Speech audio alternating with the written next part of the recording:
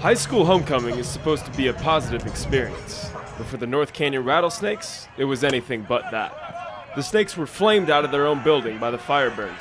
Quarterback Jack Miller had himself a day. Miller keeps the ball in the read option and scampers down the sideline all the way in for 6. Everyone was getting in on the action, even senior tight end Kevin Hellman. Don't forget about the big fella. His first reception of the year is good for 6. Offensively, the Birds were rolling, in large part because of the play of Marqui Johnson and Devin Crawford. Both players found the end zone twice.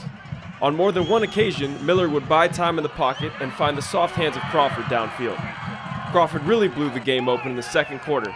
He caught a bullet from Miller for 6. Then, just a few minutes later, Crawford put the nail in the Rattlesnakes' coffin. He fielded a punt around midfield and took it all the way back to the house. Crawford had reservations for 6 and would not be denied.